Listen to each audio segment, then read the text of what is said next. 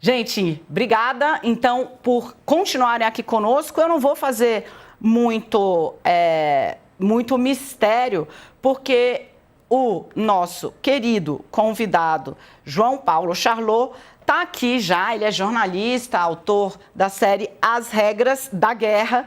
Essa série foi publicada pela Folha. Hoje fez uma coluna muito boa. Não só hoje, né? Mas é que ele é luxo, sabe? Ele é colunista especial, assim. Ele vem quando ele quer. E hoje ele pôde, e eu tenho pouco tempo, então eu vou aproveitar tudo.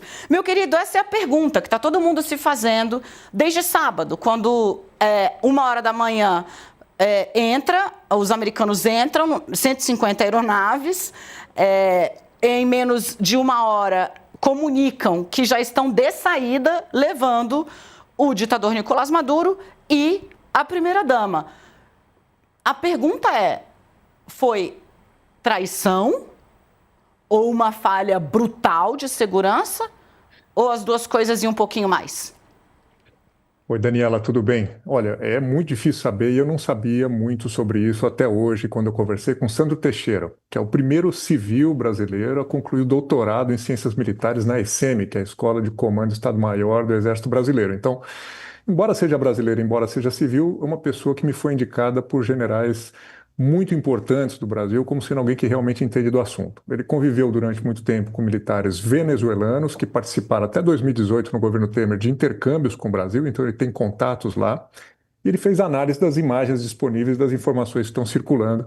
Então, com base nesse pacote de informações, não é um achismo, é uma análise de um doutor no assunto de ciência militar, ele me apontou 3 razões. Uma delas é essa que você menciona, é traição. Possibilidade muito grande de que alguém do governo venezuelano tenha facilitado essa operação, dando informações muito precisas sobre todos os aspectos da vida do Nicolás Maduro, inclusive o local em que ele estaria no momento dessa extração, no momento dessa abdução dele.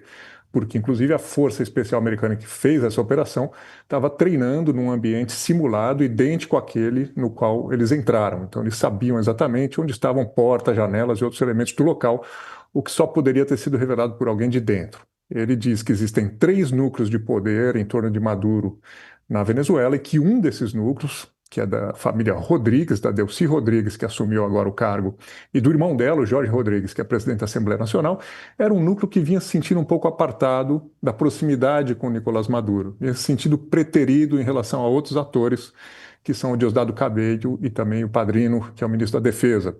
Então, segundo a hipótese que ele levanta, esse núcleo é o que teria aberto diálogo com os Estados Unidos e teria facilitado de alguma forma essa operação. Os militares mortos, 32 cubanos, segundo o governo de Cuba, seriam exatamente parte de uma espécie de guarda pretoriana ao redor de Nicolás Maduro, que seriam ligados à parte mais militar, ao núcleo mais militar do Maduro, com o qual esse núcleo político estaria mais indisposto. Daí a razão para essas 32 mortes. Agora, mesmo havendo esse acordo político, mesmo havendo essa entrega, essa traição, ele diz, o Sandro Teixeira, que os americanos preferiram se precaver de qualquer imprevisto e mover uma enorme máquina militar para fazer essa extração, para fazer essa penetração. De acordo com as informações que ele tem, 90% da defesa antiaérea venezuelana foi eliminada. São radares, foguetes, mísseis e outros aparatos que protegem o espaço aéreo da Venezuela. Ele passou uma impressão bem diferente da que eu tinha, disse que o uso da máquina militar americana foi massivo, com bombardeiros B-1, B-2, com mísseis Tomahawks, que são extremamente destrutivos, foram usados no Kuwait, no Iraque.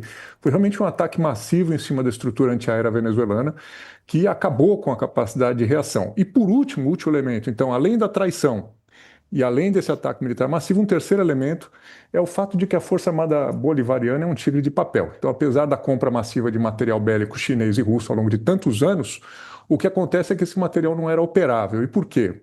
Primeiro elemento, incompetência. Ele diz que pessoas do exército venezuelano que ele conheceu anos atrás em postos como de tenente avançaram rapidamente para chegar a generais. Então, existe um esquema muito acelerado de promoção dentro da Força Armada venezuelana, na qual o alto estamento, o oficialato, não é tão competente tecnicamente, mas são o que ele chama de políticos fardados. Então, ainda que houvesse disposição para confrontar, não havia essa capacidade de pôr em uso essa máquina militar. Charlot, eu pedi para voltar aqui, porque eu queria muito aproveitar esse ponto que você toca, para você ver, né? Tu és eternamente responsável por aquilo que cativas. Le Petit Prince, deixando aí, mais uma vez, a prova de por que Saint-Exupéry virou o que virou com essa frase.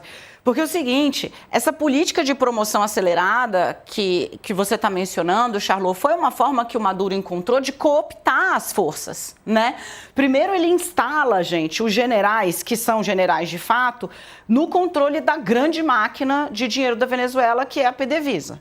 Quando já não tem mais o que fazer, como é que se contém uma revolta de base? Porque a gente já viu isso aqui, o tenentismo, né? Que é quando quem está na base fala, então beleza, quem está lá em cima se deu bem e eu me ferrei. Não, aí ele vem com essa política de promoção e no fim ficou com um exército, Charlot, se é isso mesmo que a sua apuração diz, oco, um exército de vento, né? Quase que um Sancho Panza ali, porque... Na verdade, quem está no generalato é para traçar a estratégia para os momentos mais duros do país. E aí ele tinha centenas de generais, tinha mais general do que tenente, para vocês terem ideia, na força venezuelana. Não é isso, querido? E vazio. É o que se chama de tigre de papel, né? Quer dizer, quando você olha no papel e faz esses gráficos vendo quantos aviões a Venezuela tem, navios, etc., parece muito impressionante, mas outra coisa é conseguir botar isso em operação. E não conseguiu, em grande medida, por isso que você está dizendo. É um dos fatores que essa minha fonte, o Santo Teixeira, abordou também. Quer dizer, a promoção dentro do esquema militar se tornou uma moeda de troca dentro do regime e políticos e outras pessoas inábeis para os cargos foram sendo promovidos de forma aleatória, com maneira de angariar apoio, de se cercar de pessoas simpáticas e leais, mas sem a necessária qualidade técnica para operar uma máquina militar em escala nacional contra um inimigo tão poderoso quanto os Estados Unidos. E dentro disso, Daniela, tem um outro fator interessante. O Santo Teixeira diz que em regimes autoritários, como é o caso da Venezuela, é comum que as Forças Armadas se dediquem tanto à repressão da dissidência interna que ao longo dos anos comecem a se tornar incapazes de fazer o que o que é a sua atribuição por natureza, que é defender o país contra uma ameaça externa desse tamanho, né? Na verdade, aí também, de novo, né, se foi no ponto, né, se asfixiou tanto, né, usou-se tanto as forças venezuelanas para asfixiar opositores, né, para asfixiar manifestações da oposição, para obrigar, né, os opositores a deixarem a Venezuela, que simplesmente as forças não fizeram o que elas deveriam fazer. Charlot, você me acompanha aqui para falar um pouquinho sobre Colômbia. Eu sei que você tem entrevista para fazer, claro, mas eu queria falar um pouquinho da notícia e jogar a bola para você, se você pudesse fazer um comentário para a gente, porque Trump não parece que vai parar onde está, né? Ou pelo menos vai manter a região, a América do Sul, a América Latina, como preferir chamar, sob intensa pressão. E aí, vamos aqui na fechadinha, como ele está fazendo isso, né? O alvo agora é Gustavo Petro. Agora não, desde sábado, quando deu a entrevista coletiva, disse que ia gerenciar a Venezuela e o petróleo venezuelano, fez ameaças ao presidente da Colômbia. Gustavo Petro, gente, este que você vê aí, ele foi, por exemplo, na Assembleia Geral da ONU, participou de uma manifestação anti-tomada, né, da faixa de Gaza, pró-Palestina, acabou ali sendo abordado pelas forças norte-americanas e se tornou um alvo. Assim como Nicolás Maduro, o Gustavo Petro é tratado pelo Donald Trump como o chefe de uma organização narcoterrorista. O Petro está sob a sanção da Magnitsky, tá? Só que ele está fazendo meio que desse limão azedíssimo, uma limonada. Por quê? O Gustavo Petro está terminando o mandato dele. Vai ter eleição na Colômbia, salvo engano, em abril. Hoje, o Petro tem feito as declarações mais fortes contra os Estados Unidos na América Latina, entre os integrantes de países da região, e hoje disse que, se for necessário, pegará de novo em armas, porque, de novo, ele foi guerrilheiro, né? Pegará de novo em armas para defender a si e ao seu país. Ele disse: jurei não tocar mais em uma arma desde o Pacto de Paz das Farc, né, em 1989, mas pela pátria voltarei a pegar em armas que não queria.